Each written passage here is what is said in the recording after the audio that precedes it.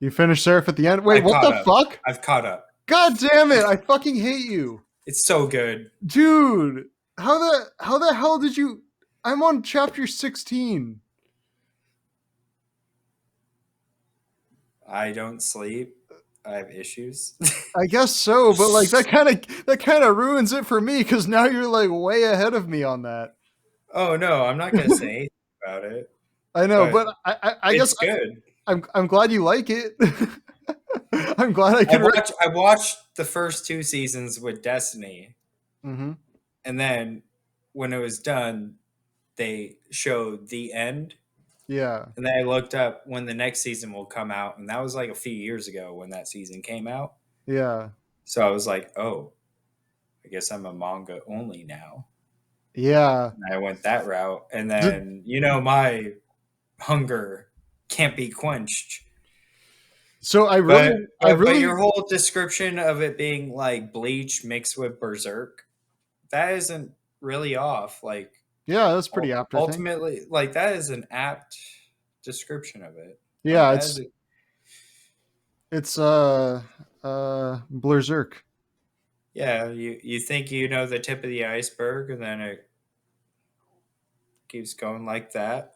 Yeah, but anyway, this is not the Seraph at the End podcast. This is the Dragon Ball Z podcast. We will probably be doing Seraph at the End at some point, though, because you read 120 chapters in 2 days like a fucking madman. I didn't. Anyway, 3 days, 3 to 4 days. You recommended it to me like 4 days ago. Like, hey, bro. Yeah, and then you just freaking sped through it. But anyway, we watched the bowl seasons in 1 day as our sole thing to watch, and then it was like 2 days, and then the art style is pretty cool though, right? Like, I really like how clean it is. I'm pretty sure the guy who did the art for that probably did like hentai for like other series. Like,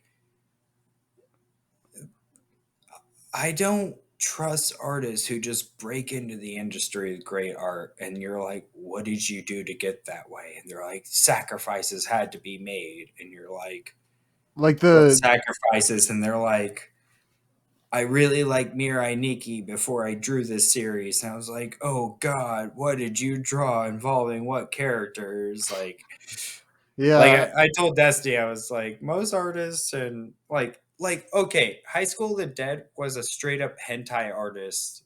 Got published to do a series because they found a writer that was good. Yeah, I mean, that's same thing with One Punch Man, right? Or no, Yusuke Murata did Ice Shield 21, but I'm sure he's drawn his fair share of porn. That's why I like Dragon Ball Super. Like, you're like, oh, that guy who draws Dragon Ball? I guess he's fine. Why? Because he's clean. Is he? Yeah. Anyways. Is he? Cell is gross. So anyway, he's the guy that we're talking about, and he's possibly one of the greatest villains in anime history other than Majin Buu. Honestly, I think that the fact that you said their names in the same sentence is going to piss off a lot of Dragon Ball fans. Yeah, fuck them. Who cares? All right. So you have like 2 characters that have Goku and Vegeta as should I do the intro or? Yeah, we should do the intro. We should probably introduce the podcast. I feel like that's the first step. All right, so this is Read the Manga episode 19. We are still talking about Dragon Ball Z. This time we are going to do the Trunks, Android, Cell Saga, all of that whole group. Wait. We chose episode 19 to do the Android Saga. Well, he was the best. We chose 17 or 18 to do that. Android 19 was the best Android, though. Was he the one that looked like a China doll, or was he the old guy? He was the one that looked like a China doll. Oh, okay. Yes. Okay, this is episode 19, the Android 19 episode. We're only going to be talking about Android 19. He was the perfect character. Yes, until Toriyama's editor is like, nope. But, okay, so... looks so much bigger than mine. I'm going to sit closer. To pick up where we left off... Goku's just defeated Frieza. He's on his way back. He's got some new techniques and some new clothing He's from not on Yard his Rat. way back. There he is. No, he's training, and then he's informed that he has to come back home. No, There is a he difference. he was already on his way back when Frieza invaded. He was already on his way back from Yard Rat. So he's coming back, and then Frieza comes back, and Krillin and Gohan and everybody are freaked out because Frieza's coming back. And Is then this a dad point moment? Hmm? Is this a dad point moment? We need to keep track of our Goku dad point moments. Oh shit, we do. So Goku no, deciding wait. to cut his training short Let's because we know the Yard Rats had a lot of really cool abilities. Can we save the dad points till the end? I kind of want to get to like the meat of this stuff first, and then we could do the dad point tally. Which thanks for reminding me because I want to bring up my Word document on the dad points. Yeah, we need to keep the dad point thing going. Yeah, we're gonna keep the dad point thing going, but I want to do it at the end of the podcast where we go back through and tally up all the dad points. So, anyway, so Goku's hurtling back to Earth. The guy that's beating him to Earth is Frieza, the guy that he thought he had killed. Frieza and King Cold come to Earth, and then a mysterious warrior wearing a Capsule Corp logo with hair that looks mysteriously like Bulma's comes through, Super Saiyans himself up, and kills Frieza and King Cold in one go. Goku finally gets back. Trunks, I guess we don't know his name is Trunks at this point, but his name is Trunks. He comes back, reveals that he is the son of Bulma and Vegeta, who are not together at this point, and that in 3 years, some androids are going to come and kill all of the Z Warriors, and Trunks was the last survivor. So they got 3 years to go get back into the gym, train up, and fight some androids. You done? Yes. Okay. Yeah, so Trunks, he's a fun character. Yes. Because he was trained by Gohan. Yes. He didn't know Vegeta. Mm-hmm. Was funny. Like, all right, for one, everybody, we watched Team 4-Star's version of this. So Yes. honestly, I feel like I have more of a thing for the Cell Saga, especially like I used to have a big boner for the Cell Saga before Team 4-Star, but then after it, like I especially love the Cell Saga. Yeah, Team 4-Star did it really well. But Cell, but I'm pointing out is like the funny thing about it is like the character motivations is literally like here's this old organization that existed, and then they came out with a contingency plan for characters getting too powerful. Mm-hmm. And all the characters we love are now getting put through the ropes on how powerful they are. And then it leads to something completely askewed and ridiculous, which is Final Form Cell. Mm-hmm. But what I mean is like, I feel like the Cell Saga kind of tries to go back and harken at that Dragon Ball spirit with the King Piccolo saga. Like, I feel like the Cell Saga more functions like the Android Saga and the Cell Saga are separate. Like the Android Saga, we have Trunks showing up, defeating Frieza. That's a great scene. Yeah. And then you get like King Cold defeated, and then you get like Android 19 and 20. Mm-hmm. Who were supposed to be the main villains, but Toriyama's editors like it looks like an old guy and a clown baby. Scrap that. Yeah, and that's where it gets interesting. Is like we knowing that information about the writer and the story.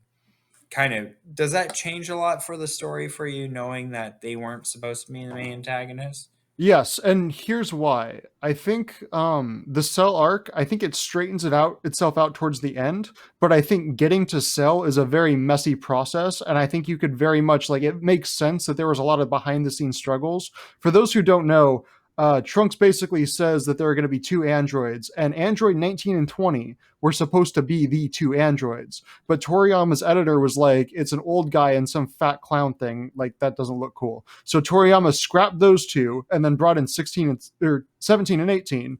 And Toriyama's editor was like, I don't like these 2 either. They're just a couple kids. And then so Toriyama backtracked again and was like, okay, I'll introduce Cell. And he's like, he's going to absorb 17 and 18 and get to his perfect form.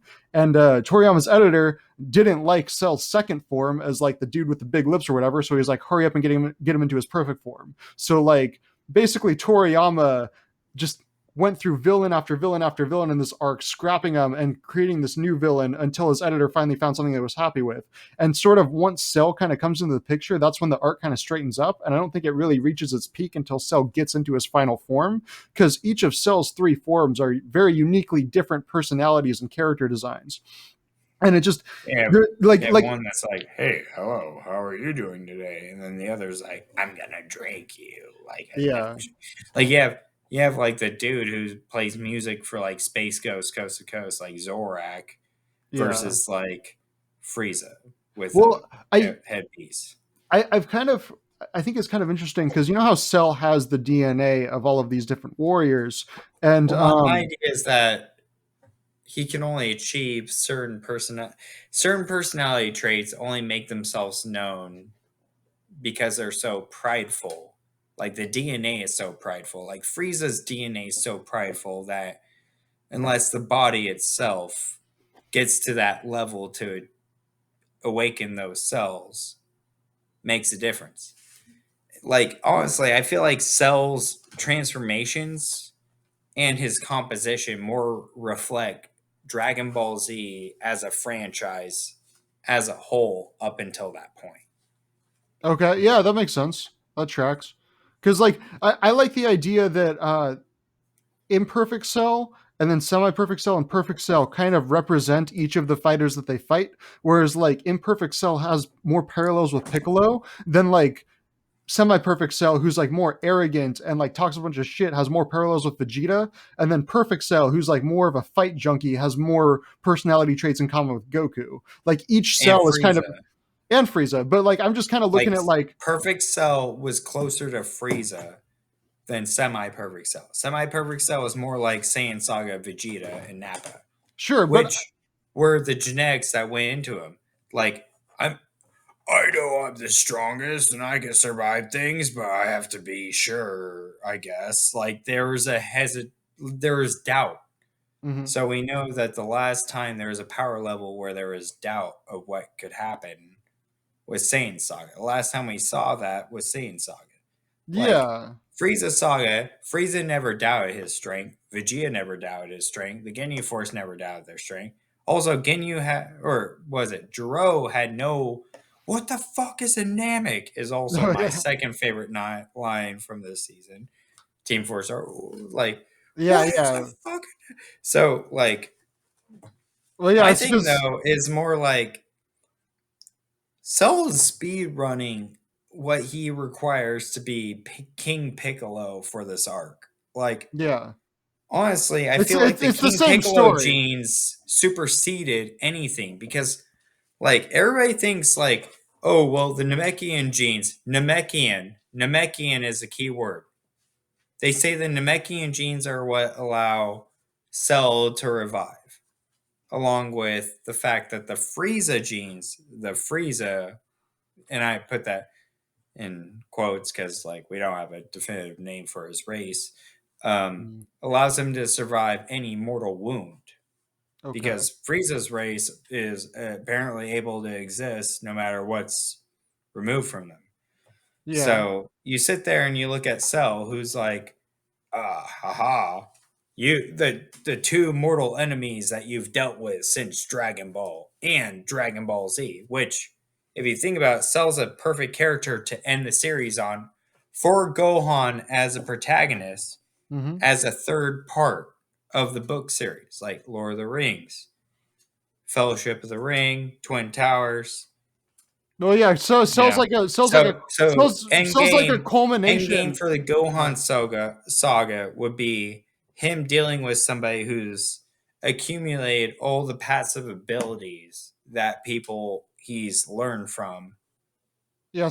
whether he'd like to or not, accumulated. But Can, my can I thing about it, can I kind of oh yeah, go ahead, rephrase what I think you're saying?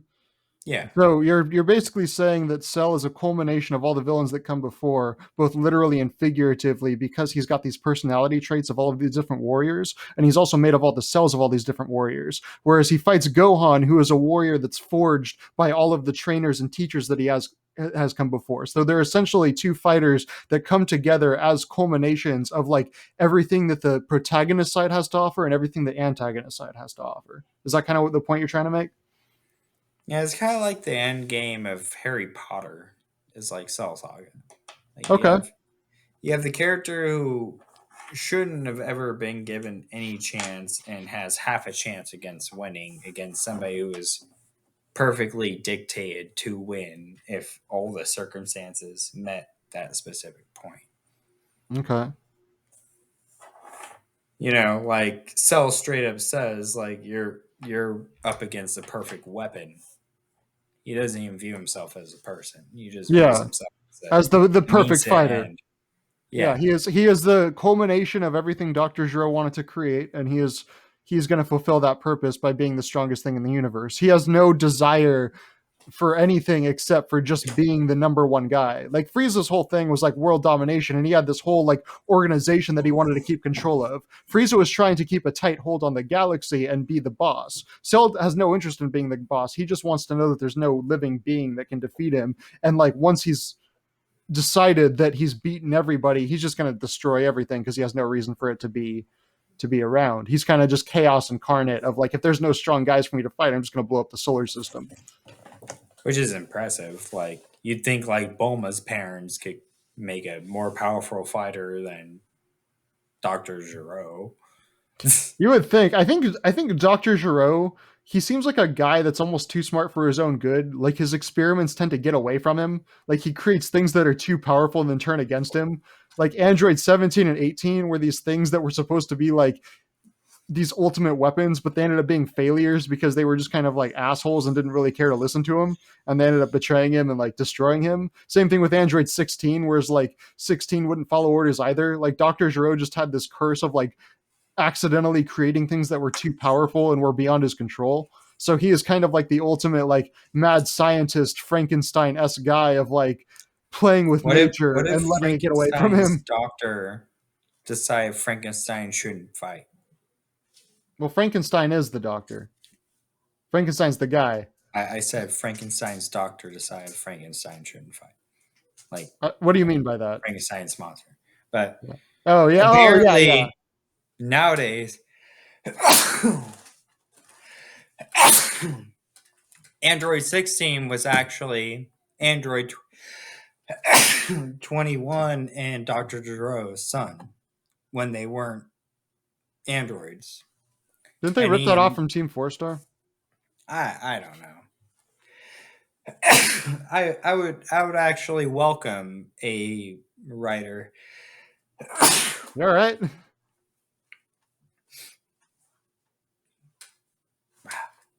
No, Okay. I'm fine. All right. No, apparently Android 16 was based off of Dr. Gero's son with Android 21, which is like new canon, I guess, from the fighting game or whatever. So in But other words, it's not canon. God, you gotta stop saying things aren't canon when the actual author says them. That's like Nope. that's like you standing there and being like, I know there's an actual god and they created this thing that looks like a Do you need to Daffy grab a Duck. tissue or something? Or What? No. Sneezing is natural. Are you gonna edit this out? probably not. Oh, okay. Yeah. I won't do it again. As he does it Okay. again. Yeah. Some dust in the air, maybe?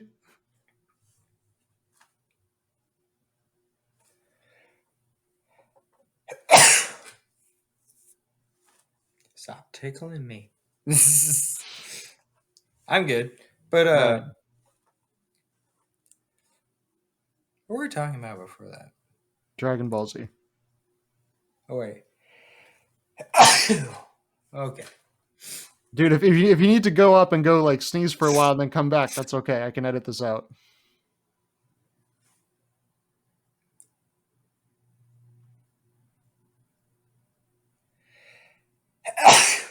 It is weird. Like, Dude, so someone in no, I'm Japan good. is I'm good. dude, someone in Japan is talking hardcore shit about you right now. For real.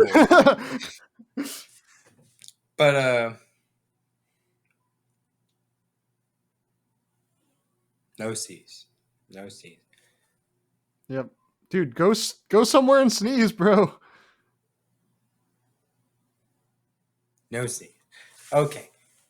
So willpower is a thing that you can achieve to avoid sneezing if you sneeze enough times and are just bored of it. That's all my advice. Okay. So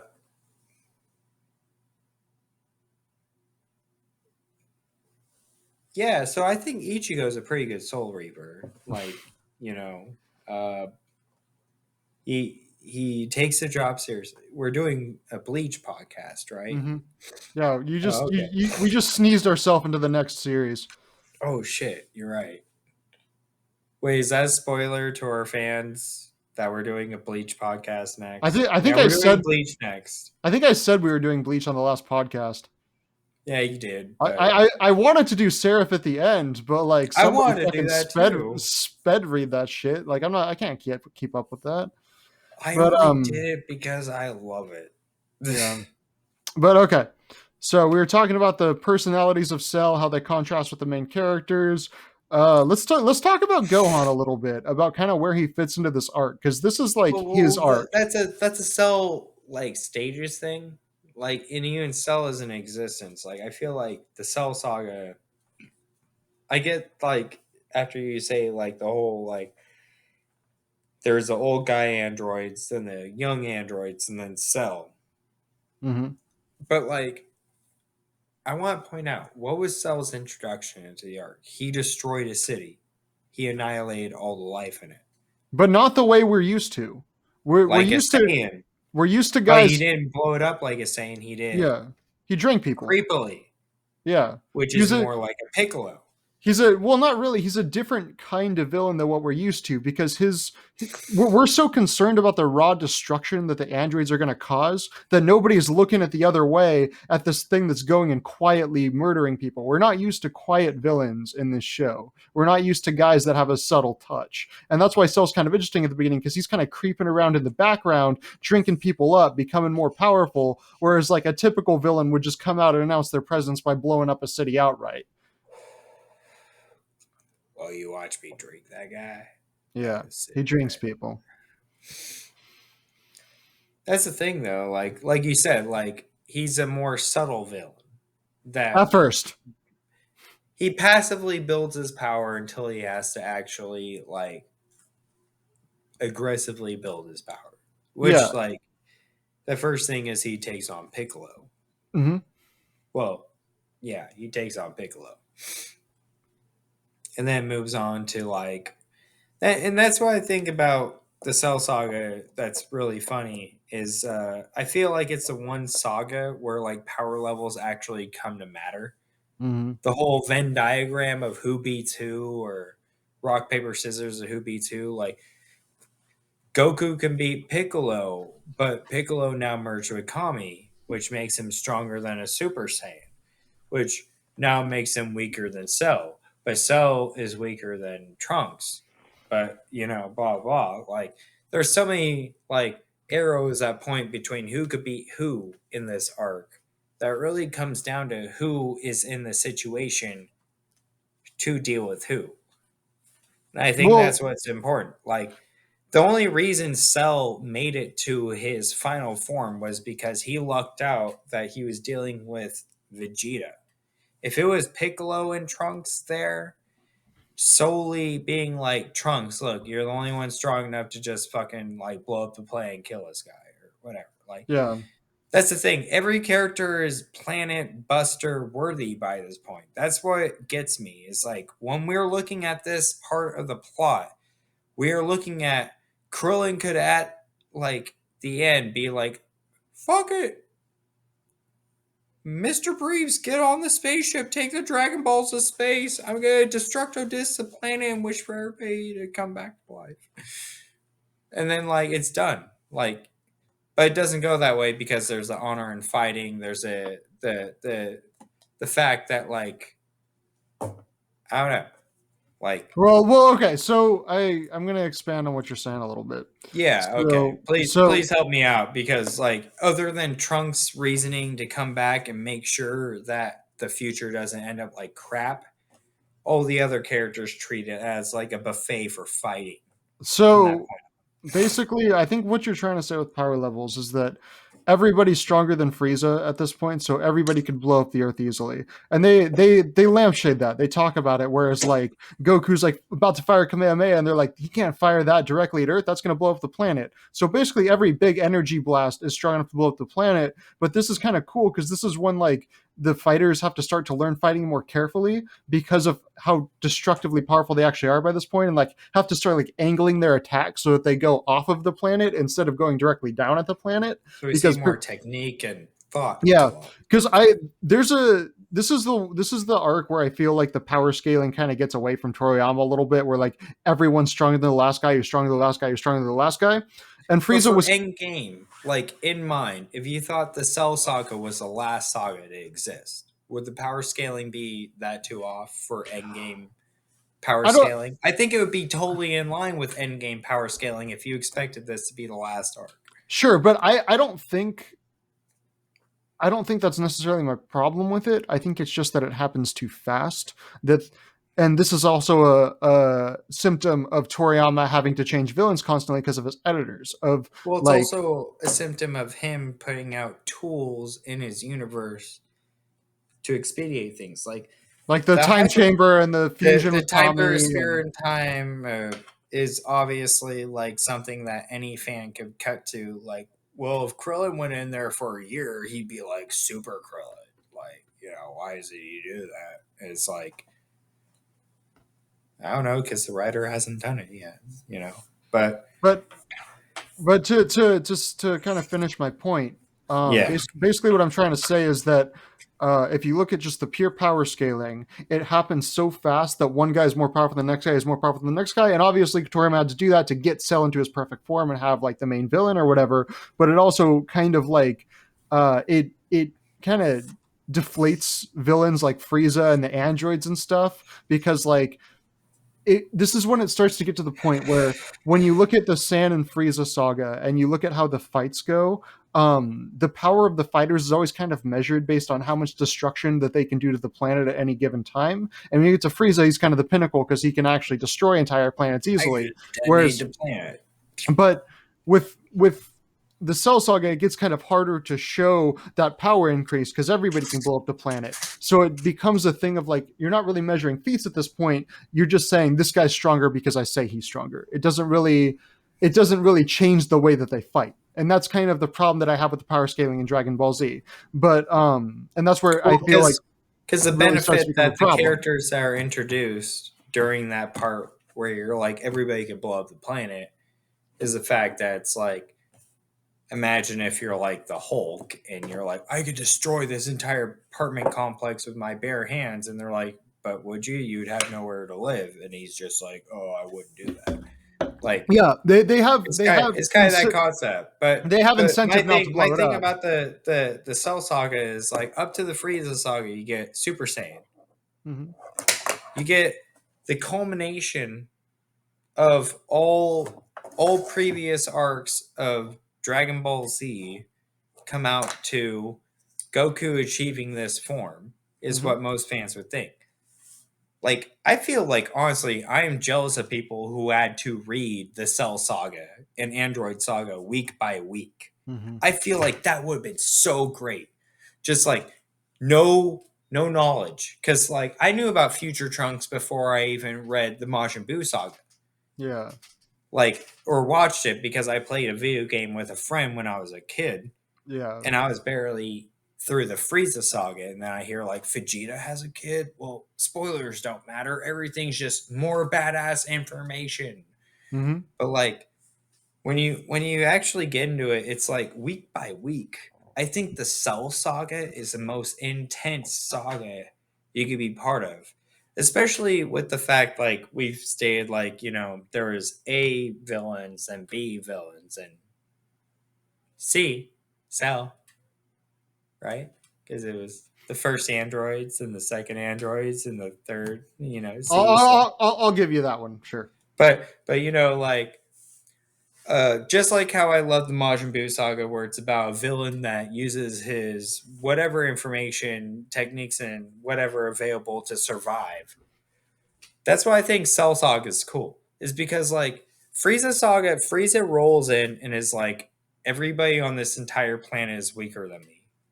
But Cell rolls into the plot being like, I'm weaker than everybody else. I have to cheat my way to being strong.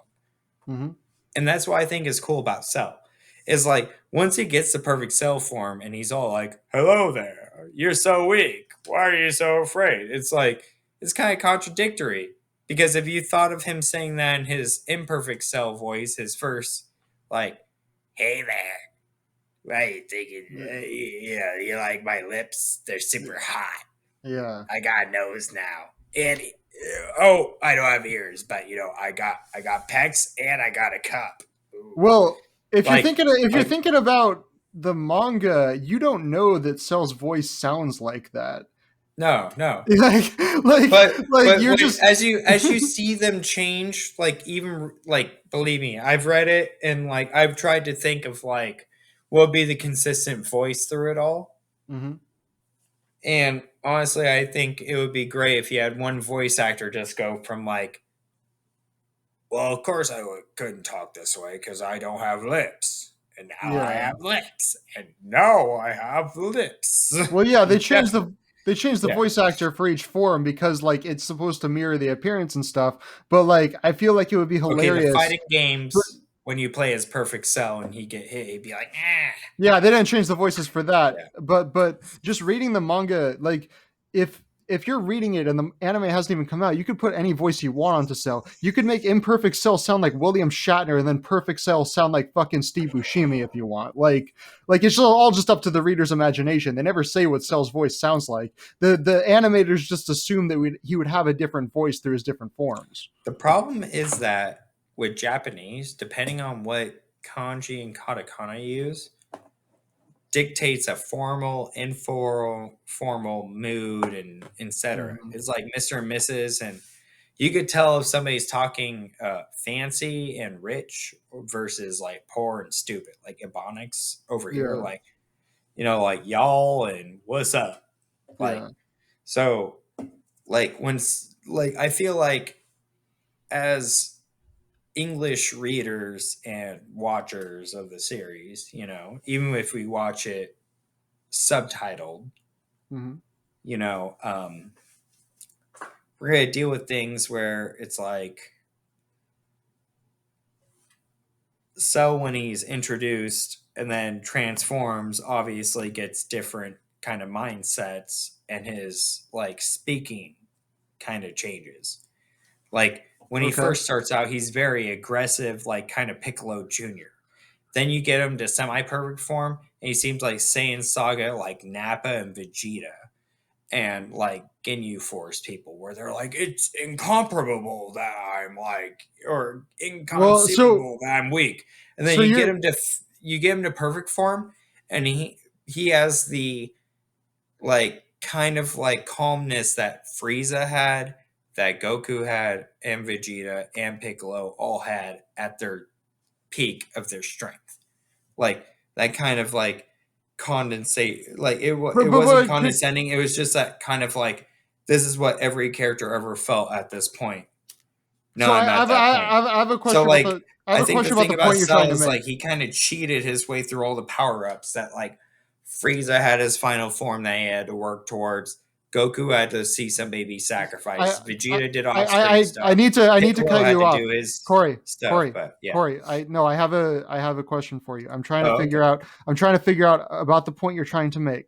Are you trying to say that in the original Japanese manga that change in dialect and change in voice was already baked into the manga? Like the language was already there, so that in the original Japanese manga, if you were reading it as a Japanese person, imperfect cell would sound different than semi-perfect cell would sound different from perfect cell because they were using different forms of the language. Is that the point that you're making? Like, I'm just trying to figure out what you're trying to say. I know for a fact that that had to have been a thing in order to Okay. lead to the amount of like change in like how people perceive Cell, because I know for a fact that like Vegeta talks in a certain way where he talks like he's from royalty.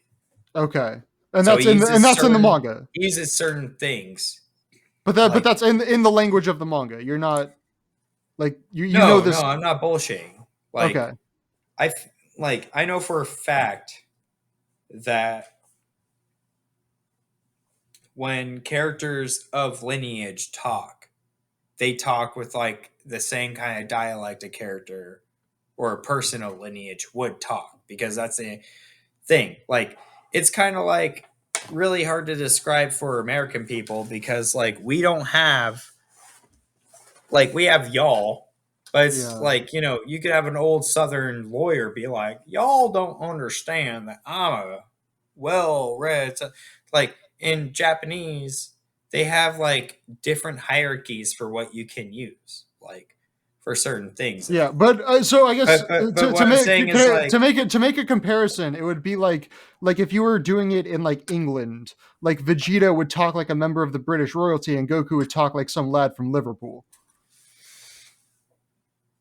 it's a difficult It's thing to acclimate to other cultures. That's one of the things that it's hard okay. about, is like that is very close, but it's so far off the mark.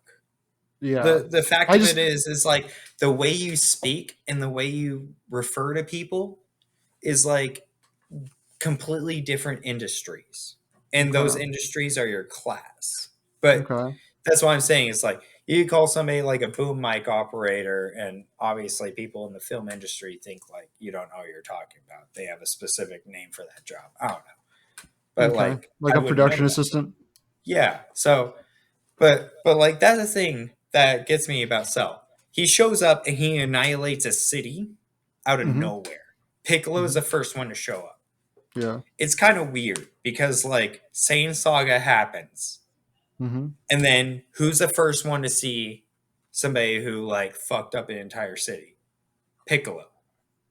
Is he? He yeah, Raditz shows up, doesn't give a shit. Well, Raditz doesn't destroy a city. No, but I Raditz kills a farmer. yeah, but I mean like the Saiyan Saga, like the Saiyan's Though, first impression, Vegeta and Nappa blew up a city, yeah, but they see and Piccolo Raditz. first. They see But I mean, like but we're not condensing Dragon Ball Z as a whole, like in Dragon Ball. okay. But Like what's the point you're trying to make? like Cell's making his first impressions based off of the impressions made on him. Mm-hmm. So like he is like a city-wide problem Okay. to at first, like a city-wide problem, but he's obviously like a planetary level problem. But Yeah. the main issue is like he knows what he's up against and what he needs to deal with. Yeah. And that's why I think Cell's a great villain. It's not because he's like classy and shit when he's final form, or he's funny when he's semi perfect, or he's creepy when he's the fact of it is like he knows what he's up against. He knows his history. He knows his Dragon Ball lore, and he uses it to his advantage. Yeah. And he's a survivor. The Yeah. only other character that I think is better than that is Majin Buu, and that's because he has no knowledge of anything and is purely a survivor. And that'll be the next episode on why I think Majin Buu is possibly one of the other greatest villains.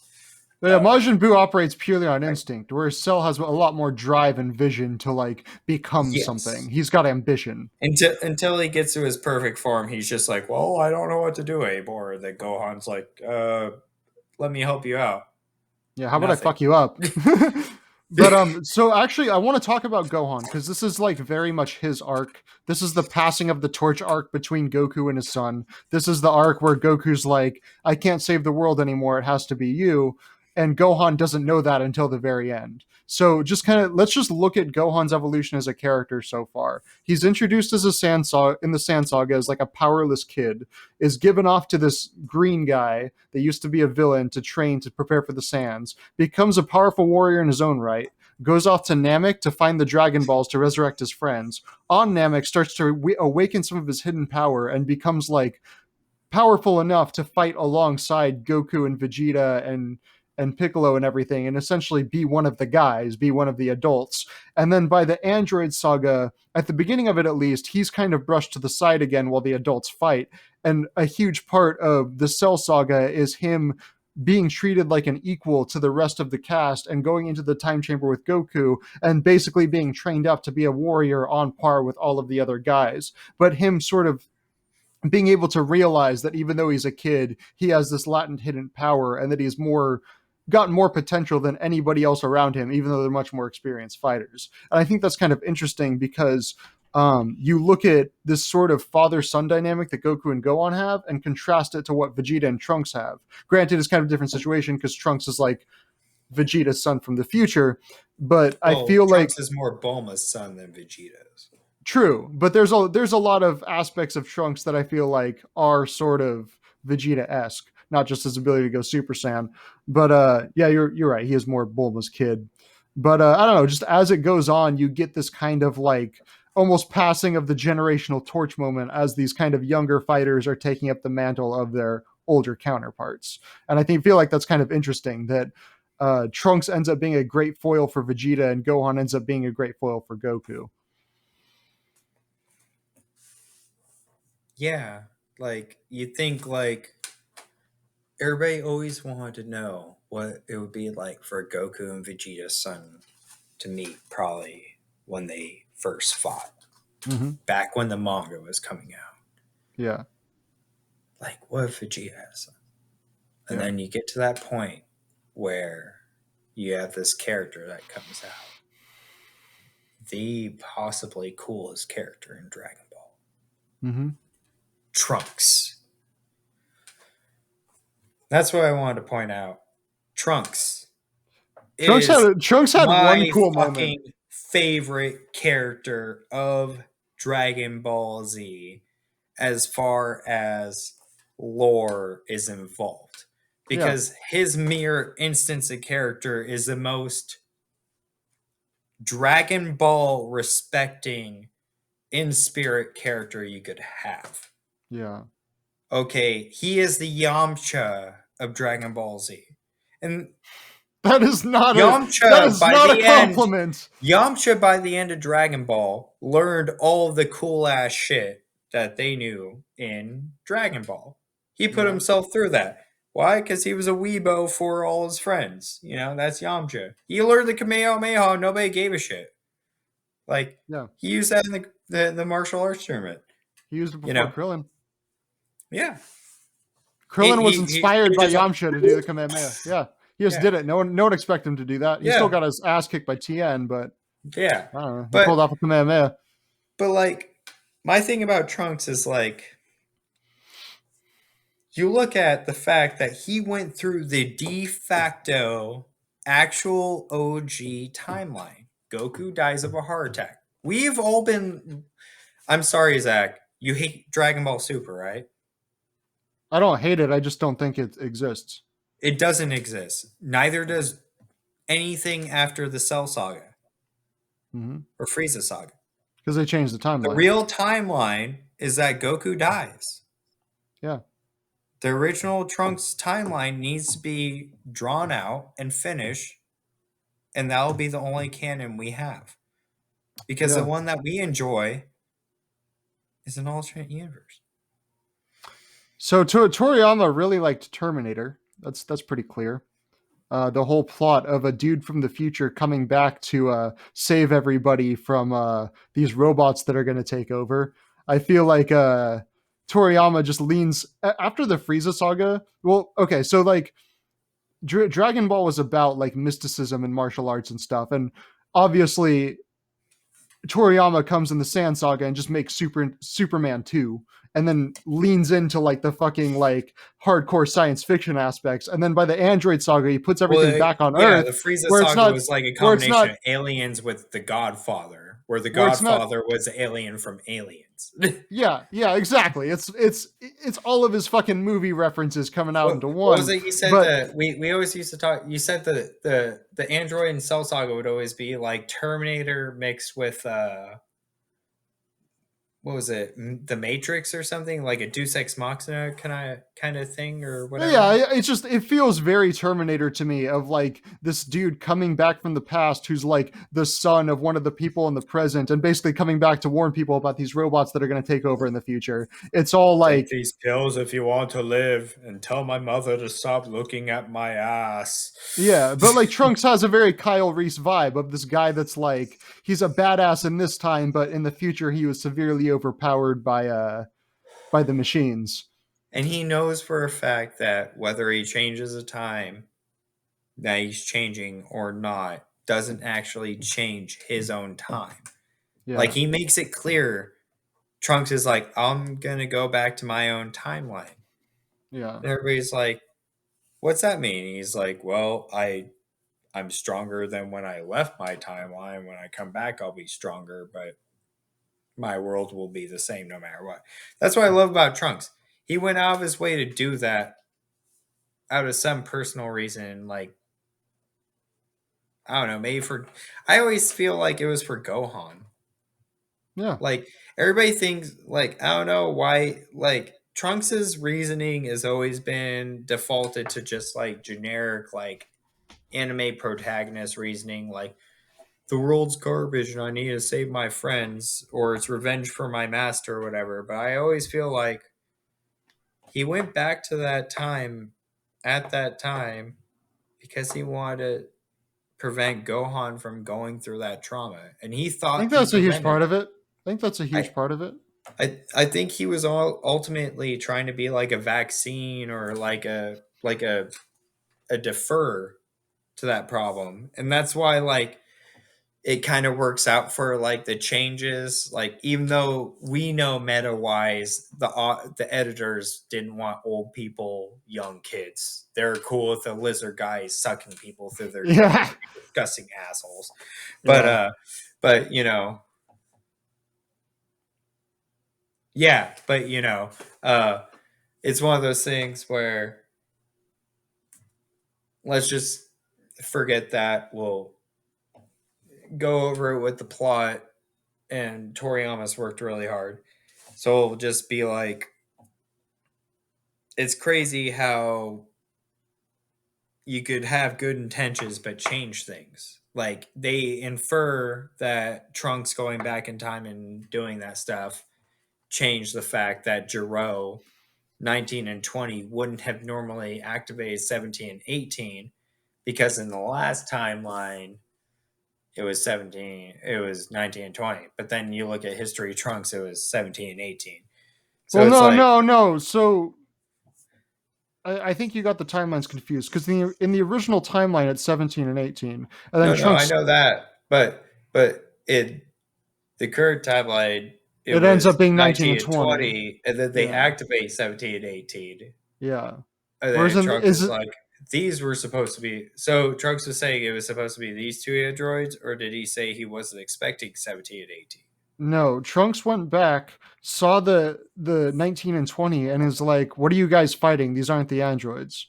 And Yeah, then you're right. I remember so that. He was 17 and confused, like, these aren't the people we're supposed to be fighting. yeah, 17 and 18 are the ones that attacked his original timeline. 19 and 20 But didn't exist in his timeline.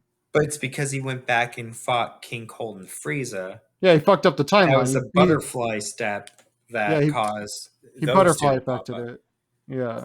So that's what I love about it. Is like even Trunks, somebody who's supposed to have knowledge, like he's supposed to be somebody who's aware of the Dragon Ball lore, Hmm. is now like, fuck, I fucked with it. Yeah. Now it's different.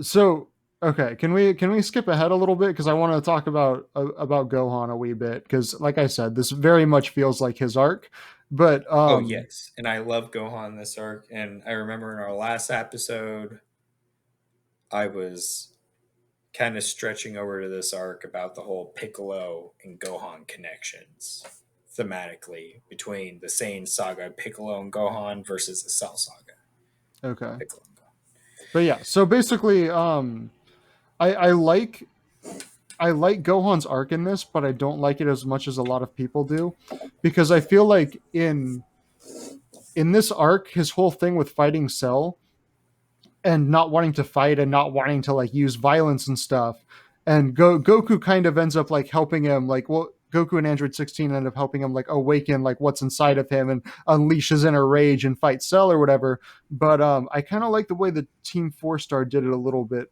better, because they kind of more directly called out that Gohan wasn't being a pacifist; he was just being a pussy.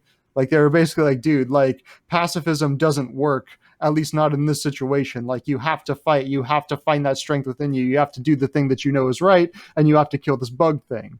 Whereas like I feel like in the original manga, they sugarcoat it a little bit and make it more about Gohan like self-actualizing and less about Gohan stepping up to the plate and having to essentially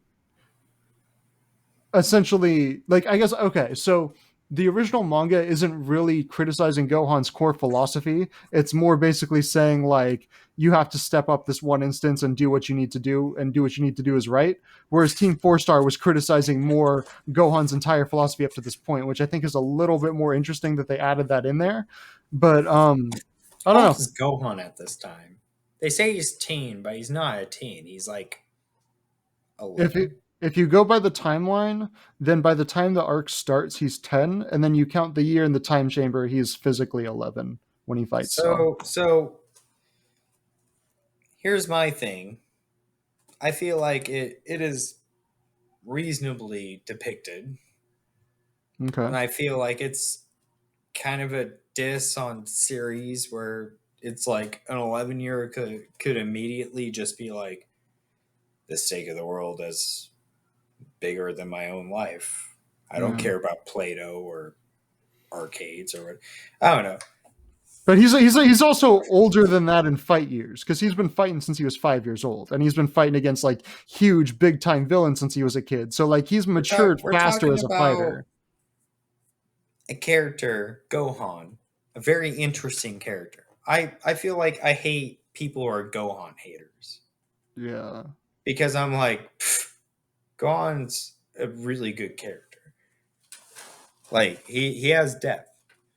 And what gets me is like he went through all the Frieza saga. So we all talk about Cell Saga without like a lot of people do reviews of the Cell Saga without taking an effect like account like you could do Cell Saga, Frieza Saga as a bundle, or you could do Frieza Saga and like Android Saga as a Yeah. bundle, and that would Okay. change the feeling of it.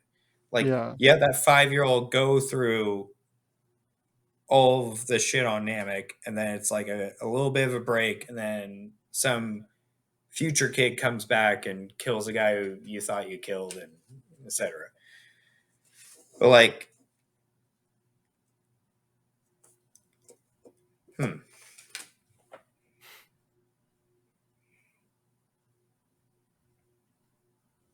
we're on a tangent about something about like the setup or whatever.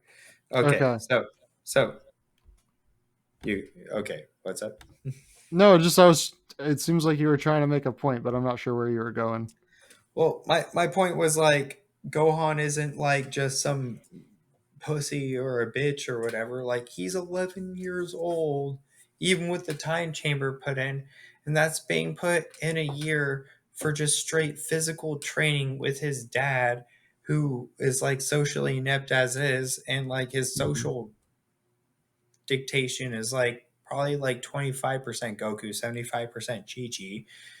Like he handles things very well. I think Gohan handles a lot of the shit presented to him pretty well.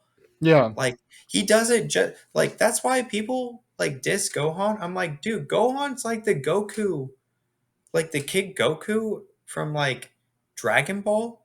The point of Gohan is to be him, but on the further crazier adventures. I think Gohan does that very well, and I feel like that's why Cell Saga is so jarring because that's when you stop Well, seeing Gohan being like the little Goku type character. He grows up, well, but that's he's not not. quite as grown up as Goku when he fought Piccolo. He's No, still he's still smaller younger. He's still younger. and But he's so way younger, you so know. what's kind of interesting about the Gohan character is that, yeah, like he had to grow up faster than Goku did, because Goku didn't even see another person until he was 12. Gohan was fighting life or death battles by the time he was 5.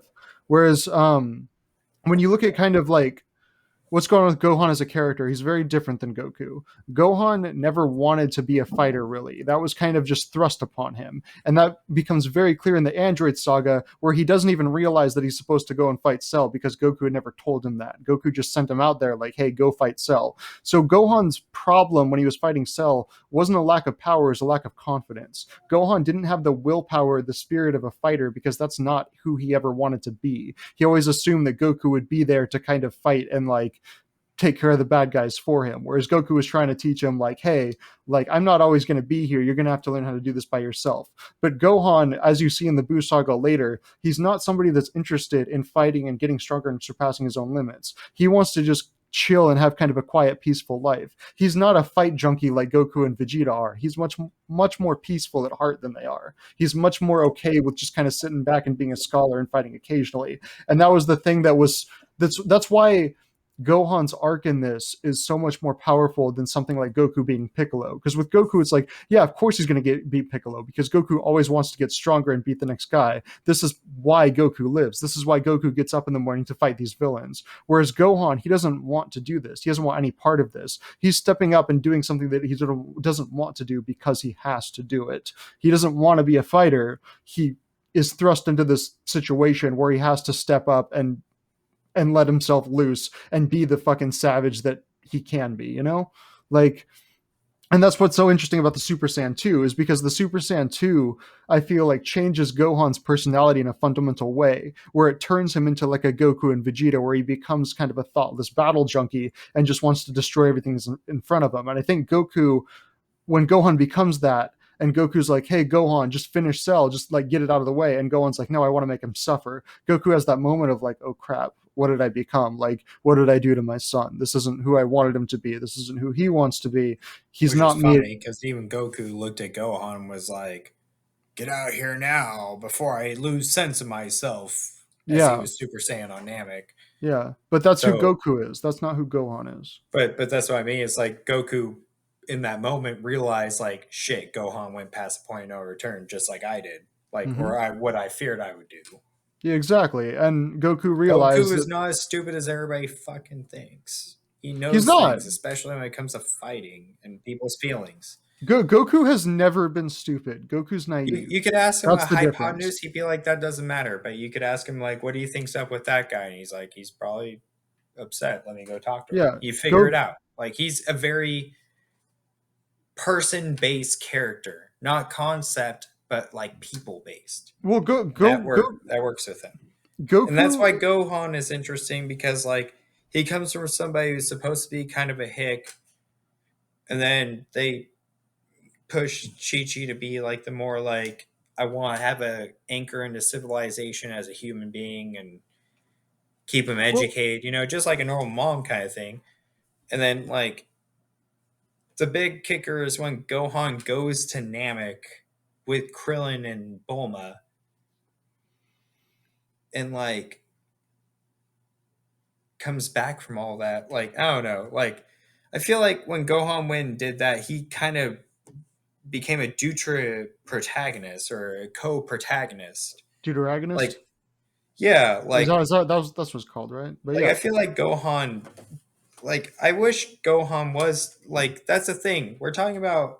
Cell Saga and Gohan's point in it, and it was like Toriyama wanted Gohan to be the main character after this. He wanted him to be the protagonist in the Majin Buu arc, and it didn't work. Even though well, he did his King Piccolo arc, and the Majin Buu arc was supposed to be the beginning of Dragon Ball Z, like for Goku with the Raditz saga, that was supposed to be the Majin Buu arc for Gohan, oh and yeah, it and didn't it work didn't work out. out And that way. Yeah. that just pisses me off because I was like, damn it, Gohan was a really good character. See, that doesn't piss me off because I honestly don't think that the Majin Buu saga is as detrimental to Gohan's character as we think it is, as people think it is. But I'm going to talk about that in the Majin Buu saga. For Oh no, now, I'm just like, I damn it, why didn't people think Gohan was a good enough main character? because he's not the kind of main character that needs to carry a story like Dragon Ball because he doesn't have the motivation for fighting that Goku does. So you can't write those kinds of stories around him. But anyway, I guess what I'm saying is like another interesting thing about the Cell Saga isn't just Gohan's evolution, but also Goku's evolution as a character. Because thinking back to him as a little boy and even up to the Sand Saga, Goku's entire sort of um ideology or whatever, or his entire driving force was that he's always going to be around to beat the bad guys. He's always going to be the guy that comes and saves everybody, and he's always going to be the guy that beats the next strongest guy.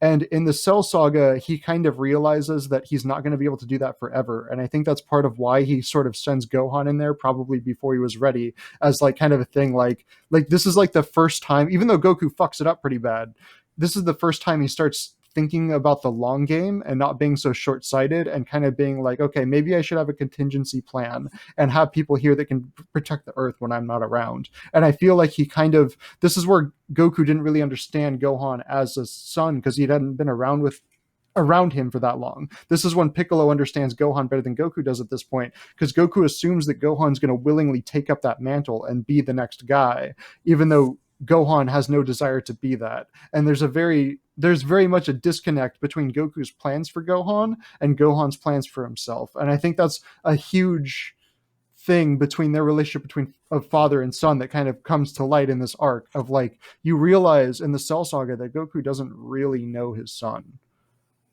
which I think is really interesting, because it also, the fact that Goku's able to realize that at the end also kind of like shows Goku's character, of Goku's maturation, of like kind of learning how to be a father, because he had never thought of that up until this point, of like that Gohan isn't just going to be a mirror image of him, that Gohan's not just going to be a fight junkie like he is, that Gohan's going to have his own sets of wants and desires and needs for his life that aren't necessarily going to involve the things that Goku likes to do, which is fight. And I feel like that's also a huge moment for Goku, of realizing that the mess that he causes in the Cell Saga and how he needs to go clean it up, and how it all resulted in him not really knowing his son the way he should. Which makes sense, because like by that point, like Goku was involved with Gohan up until like he died after he was like a few years old. Okay, so we should probably wrap this up, but I want to start going through Goku dad points here.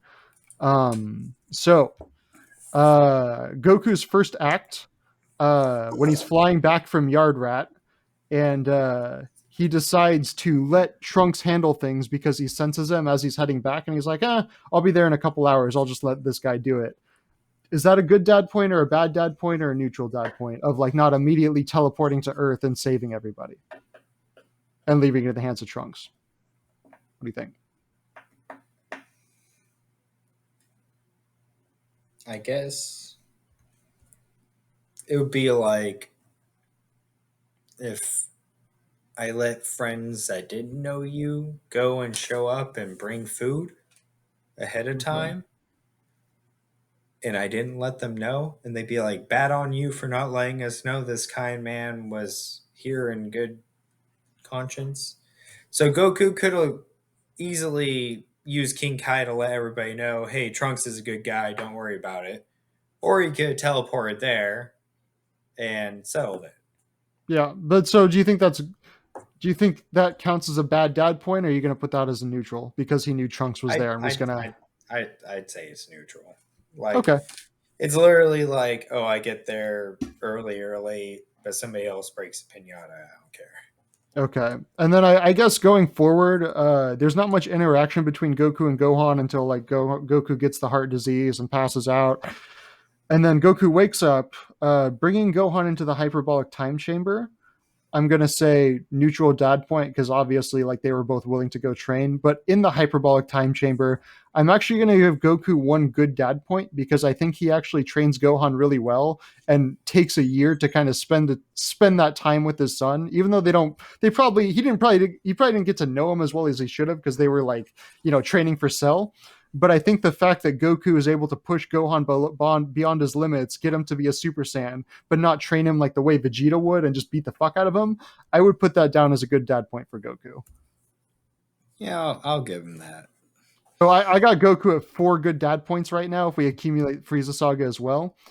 But then honestly, when we get to the actual Cell arc and we get to the Cell games and stuff, based on how badly Goku fucked up that entire situation, I want to take 2 points off. I feel like his misunderstanding of the situation, him not telling Gohan that he was going to use him to fight Cell, not letting Gohan in on this plan, and essentially using his son as a guinea pig to go and transform and fight Cell, even though Gohan has no idea what Goku's plan is. Like, that seems unnecessarily cruel, even if Goku doesn't mean it to be. So I'm going to take off 2 dad points for that. Do you think that's fair? Yeah, even if Goku was going off of the assumption that like Gohan in the beginning of the series had like 10 times or 20 times the amount of battle power him and Piccolo had at their max power, just being angry and possibly using like causation versus causality or whatever, like, oh, well, I guess Gohan being 20 times angrier than me and Piccolo at that time, he, I'm a Super Saiyan, he could be like a super mega duper Saiyan. But yeah, I give him two minus dad points for that. Okay. Like putting your kid in a death match and healing up his foe, just thinking that he could mentally abuse him and all that to get him to power up isn't cool. Okay. So do you think Goku earns or loses any dad points after that moment? No, he kills himself. Yes. But not technically. He gets blown up. But he saves the planet. He does. And he apologizes for it, like, I'm sorry. So like, do if you Goku think that could have done it without killing himself, he would have. Okay. But do you think that apology and that do you think that explanation to Gohan is worth a dad point? Yeah. If it wasn't, then why the fuck would he do it? See, I kind of want to I feel like he fucked the situation up so bad in the first place that I kind of just want to give him a half. So hard, he barfed up Android 18. Okay. Like, Gohan was so sure he was going to kill Cell. And everybody was so sure because, like, by this point, like, that's why this fight, the Cell fight, is more Dragon Ball than Dragon Ball Z. Yeah. Because it's like Gohan's King Piccolo fight. But instead of Cell getting punched so hard in the gut, he dies and barfs up a new Cell. He self-destructs, and it catches everybody off guard.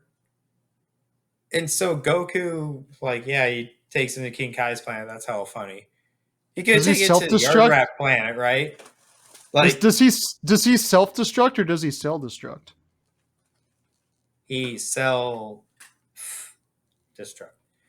But yeah, that's the thing. Like, that's why I think the Cell Saga is kind of like, if you look at Endgame King Piccolo Saga and like compare to it, there's like, I feel like it's kind of interesting how they're each series version of each. They're both different in a lot of ways, but they both kind of encompass the same like end game kind of aspect regarding certain things like characters.